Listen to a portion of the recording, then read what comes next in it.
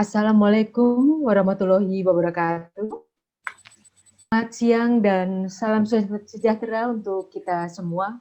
Puji syukur kita panjatkan kehadirat Allah Subhanahu wa taala karena pada hari ini kita dapat berjumpa kembali dalam acara Patepang di Awang-Awang edisi ke-15 dalam keadaan sehat walafiat.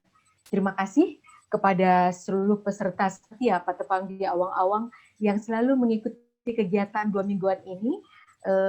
Pada hari ini tanggal 29 November 2020. Patepang di Awang-Awang adalah kegiatan yang dilaksanakan oleh alumni Fakultas Kedokteran Angkatan 84 sebagai bentuk bakti sosial di era pandemi COVID saat ini.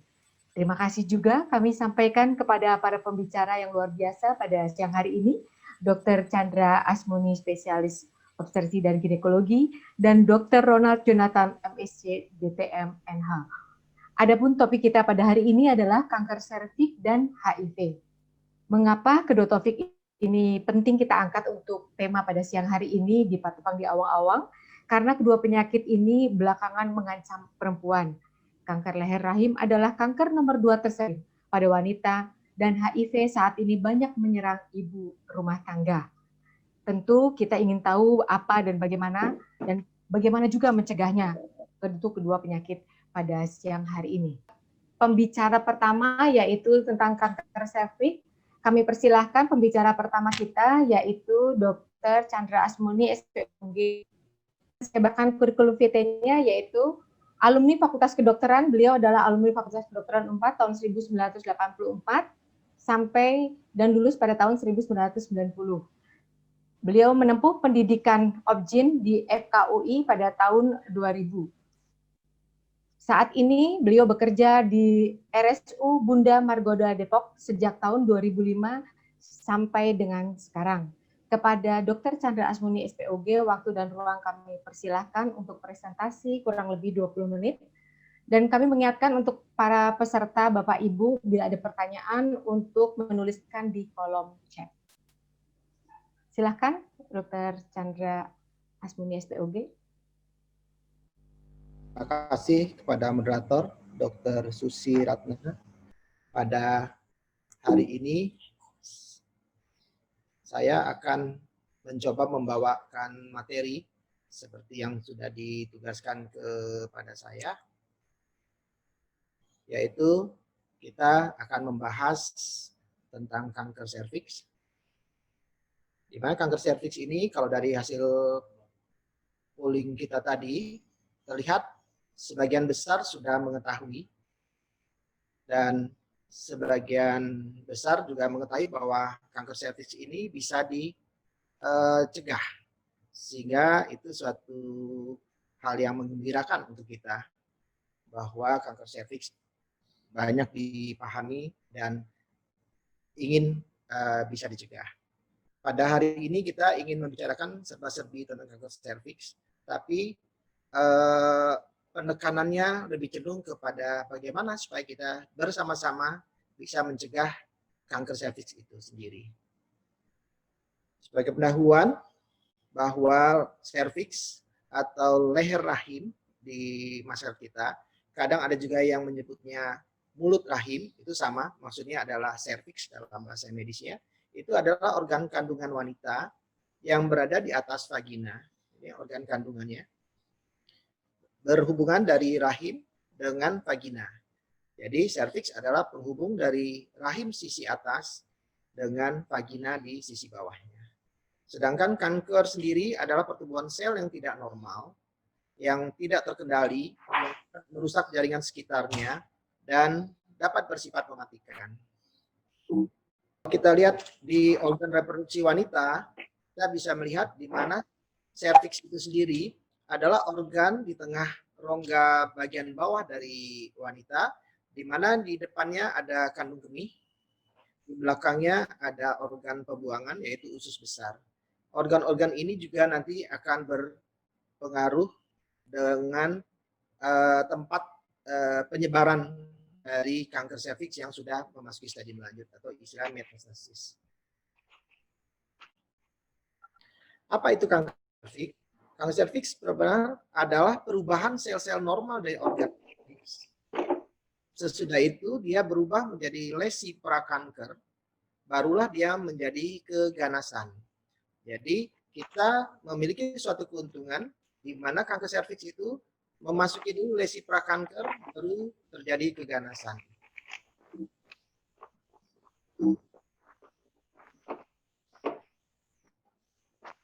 Kalau di gambar ini kita bisa melihat bahwa kondisi yang normal, mulut rahim itu masih bersih, mulut rahim dalam bentuk potongan memanjang juga bersih. Kalau sudah masih stadium awal, sudah mulai ada gejala-gejala gambar dari kanker. Di sini juga sudah mulai menyebar ke arah yang lebih luas. Pada stadium yang lebih lanjut, dia akan menambah luasan baik ke organ rahim itu sendiri, daerah serviks, atau nanti akan keluar ke organ sekitar. Dan gambaran di mulut rahim sendiri bisa makin banyak perubahan yang bisa dilihat dari penampakan dari mulut rahim yang menggambarkan itu suatu keganasan. Oke, kita lanjutkan pada slide berikutnya. Apa penyebab dari kanker serviks itu? Sampai sekarang telah ditemukan di awal-awal tahun 2000 oleh Ian Fraser dari Australia bahwa kanker serviks disebabkan oleh suatu virus, yaitu virus HPV, sehingga sampai saat ini baru HPV lah sebagai pencetus dari timbulnya suatu keganasan kanker leher rahim. Nah, bagaimana proses perubahan normal menjadi kanker serviks? Bila kita lihat dari foto yang ada di depan kita ini, tetap dimulai dari adanya suatu infeksi dari HPV yang menyerang dari rongga vagina ke arah sel serviks, organ serviks di sini. Kita lihat di sini bahwa virus HPV akan menyerang sel mukosa dari serviks sampai dia bisa nanti akan menembus di sel basal dari serviks. Dalam beberapa minggu dia bisa bereplikasi, bertambah banyak, tetapi dengan adanya daya tahan tubuh kita yang cukup 90% dari kejadian infeksi dari HPV ini akan mengalami penyembuhan sendiri. Tetapi ada sekitar 0,8% dalam waktu 10 sampai 30 tahun dari kejadian pertama kali si virus ini masuk ke mukosa serviks, dia akan berubah menjadi keganasan. Di mana kanker itu sel-selnya sudah menginvasi dari epitel sel dari serviks. Gejala-gejala kanker serviks secara teori di awal-awal sangat susah dikenali atau dirasakan oleh si pasien itu sendiri. Hampir 92% gejala serviks awal itu lolos. Kita tidak bisa mengetahui padahal progres dari penyakit itu berlanjut terus. Sehingga kadang gejala kanker yang khas untuk dikenali oleh para wanita sering sudah berada di stadium yang lebih lanjut. Seperti perdarahan vagina yang tidak normal, perdarahan di luar siklus haid, perdarahan pasca koitus setelah hubungan suami istri, perdarahan vagina setelah menopause, ataupun sekresi cairan vagina yang berwarna kemerahan.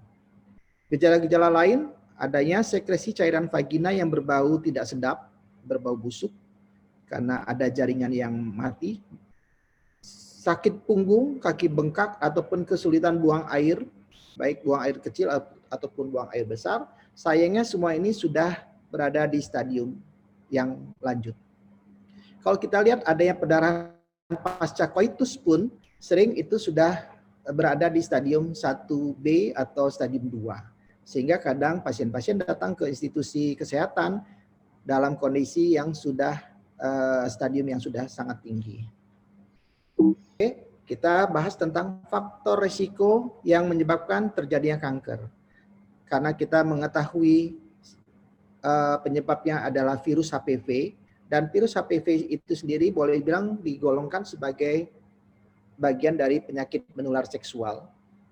Jadi penyebab tertinggi dari faktor risiko terjadi kanker tetap adalah multi partner seksual, di mana suami atau pasangannya memiliki pasangan seksual yang banyak, atau sebaliknya si wanita itu memiliki partner seksual yang banyak, atau si ibu tadi hanya melakukan kontak seksual dengan si suami, tetapi suami termasuk bapak atau pria yang berisiko karena memiliki pasangan partner yang banyak.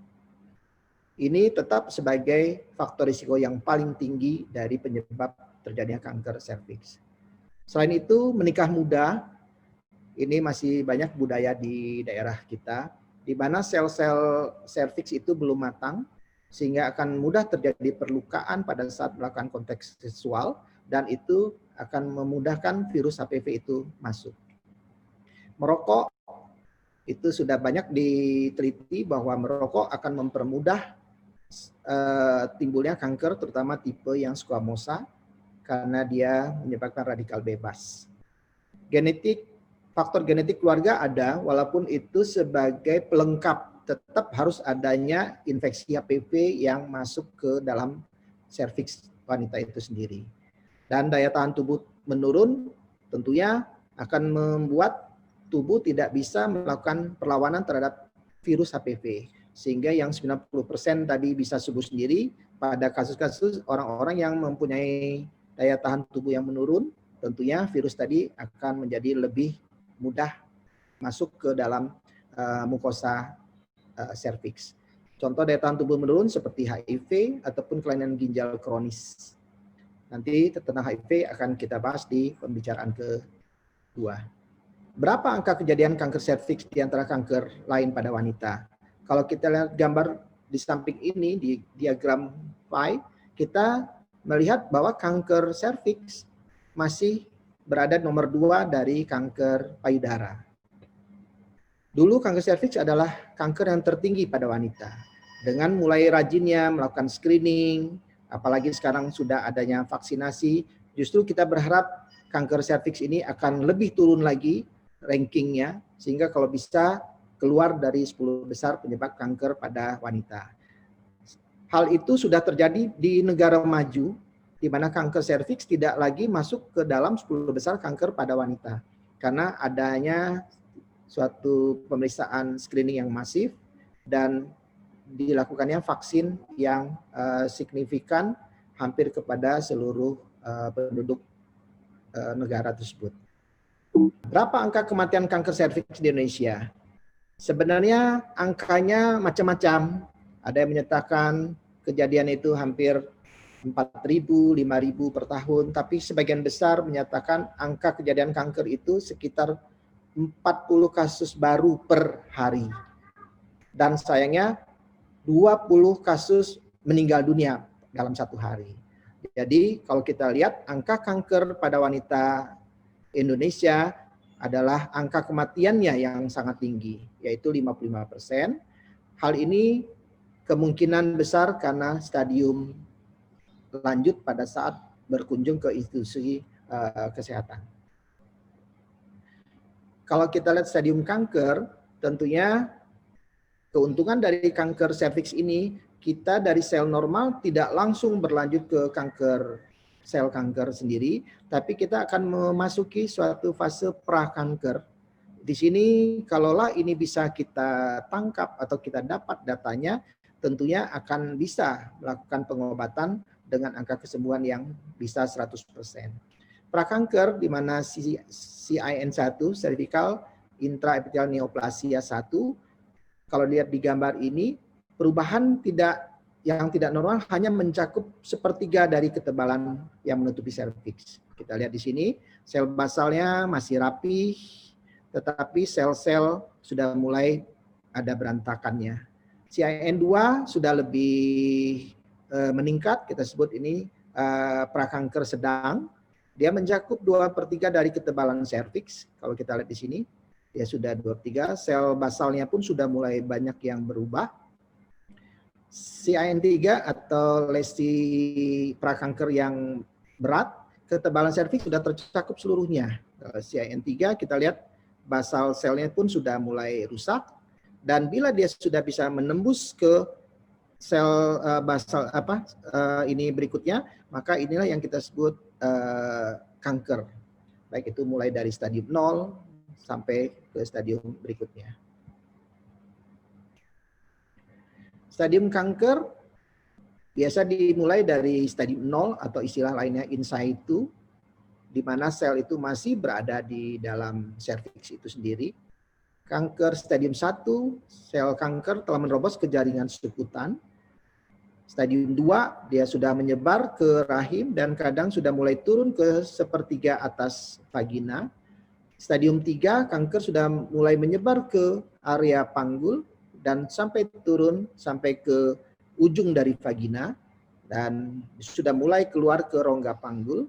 Nah, stadium 4 dia bisa menyebar ke organ-organ sekitar seperti tadi ada kandung kemih, ada usus besar dan juga bisa bermetastasis jauh sampai ke paru-paru dan hati. Bagaimana tindakan, pengobatan dan prognosis dari kanker serviks? Sampai saat ini modalitas terapi tetap masih ada operasi, radioterapi, dan kemoterapi. Hampir semua kanker modalitas pengobatannya masih dalam bentuk 3 ini. Untuk kanker serviks sendiri, operasi masih bisa dilakukan pada stadium sampai dengan stadium 2A. Setelah itu tidak bisa lagi dilakukan kecuali dengan radioterapi ataupun kemoterapi. Biasanya operasi radikal dari kanker serviks akan dilanjutkan dengan radioterapi. Kalau kita lihat tindakan apapun yang sudah dilakukan bila pada stadium kanker, maka pengobatan itu tidak akan 100%. Jadi pengobatan yang 100% hanya terjadi pada kondisi pra-kanker. Pada stadium kanker, kita lihat semakin meningkat stadiumnya, maka angka harapan hidupnya dalam waktu 5 tahun ke depan semakin menurun. Jadi bila pasien-pasien itu kebanyakan datang sudah di stadium 2B atau stadium 3, tidak salah kalau angka kematian kanker serviks di kita masih sangat tinggi. Nah, ini yang menjadi diskusi kita hari ini, bahwa apakah kanker serviks ini bisa dicegah. Dari polling tadi juga kelihatan semua setuju bahwa ini bisa dicegah. Dan betul, sekarang kita lagi berusaha menurunkan angka kanker serviks tadi dengan pertama-tama kita melakukan pencegahan primer. Pencegahan primer ini dimulai dengan adanya penemuan vaksin HPV, di mana vaksin HPV ini pertama kali sudah mulai disuntikan di seluruh dunia mulai dari 2006. Jadi sekarang sudah berlangsung sekitar 14 tahun. Vaksinasi HPV ini sifatnya bukan virus DNA yang dimasukkan, tetapi adalah virus-like protein, virus-like particle, sehingga dia tidak akan menimbulkan penyakit kanker pada orang tersebut. Dia merangsang antibodi untuk mengenal bila terjadi masuknya si HPV ke dalam tubuh kita. Dan namanya vaksinasi tujuannya untuk meningkatkan antibodi. Karena itu semakin mudah vaksinasi itu diberikan, tentunya antibodinya akan lebih cepat untuk membentuk sehingga pada saat HPV yang akan masuk ke dalam mukosa vagina, mukosa serviksnya, dia akan memberikan kekebalan. Semakin lanjut orang itu baru disuntikan vaksin HPV, tentunya antibodinya juga akan makin sulit untuk membentuk perlawanan terhadap HPV. Karena itu vaksinasi HPV mulai dikerjakan di usia 9 sampai 13 tahun, boleh bilang ini usia SD, di mana kita berharap di sini anak-anak SD belum ada kontak seksual, maka pemberiannya cukup diberikan 2 dosis. Dan ada beberapa kota Pemda yang sudah melakukan program ini, diantaranya DKI, Kota Jakarta, Kota Surabaya, Yogyakarta, Makassar, dan Manado. Katanya akan ikut lagi Kota Medan. Sayangnya program yang sudah berjalan sekian lama, kalau Jakarta itu mulai dari 2014, sayangnya tertunda karena adanya COVID-19 ini. Jadi anak-anak SD karena banyak melakukan sekolah dari rumah, tentunya tidak ada lagi kontak di sekolah untuk dilakukan vaksinasi. Vaksinasi untuk anak SD cukup 2 dosis dengan jarak minimal 6 bulan sampai 1 tahun. Untuk umur 14 sampai 45 tahun, kita berikan 3 dosis dengan pengulangan 0, 2, dan 6 bulan. Tetapi bila tidak lengkap, bisa dilanjutkan dengan jarak 1 tahun. Tadi dari polling saya lihat ada yang sudah diberikan vaksin tapi tidak lengkap. Bisa dilengkapi 3 dosisnya dengan jarak maksimal 1 tahun. Kedua, pencegahan primer, kita hindari faktor risiko dengan edukasi. Karena yang tertinggi tadi faktor risikonya adalah multi partner seksual, berarti edukasi tentang seksual, baik itu di rumah, baik itu di sekolah, di kelompok pengajian atau apa, itu juga bisa membantu untuk melakukan pencegahan primer. Setelah pencegahan primer, tentunya kita mengenal juga pencegahan sekunder. Pencegahan sekunder ini pasien rutin melakukan tes screening. Kapan tes screening ini dilakukan? Semua sepakat tes screening ini bisa dimulai dari setelah 3 tahun kontak seksual. Jadi bukan dari 3 tahun menikah. Jadi 3 tahun melakukan kontak seksual, maka si ibu itu sudah bisa melakukan screening. Screening tadi apa? Bisa screening dalam bentuk inspeksi visual dengan asam asetat atau banyak dikenal di masyarakat namanya IVA. Bisa dikerjakan di pelayanan primer oleh bidan, oleh puskesmas ataupun oleh dokter. Cakupannya cukup banyak sekitar 80%. Prinsip dari IVA ini murah, mudah dilakukan, tidak terlalu memerlukan alat yang sophisticated, dan hasilnya bisa langsung terbaca di saat itu juga.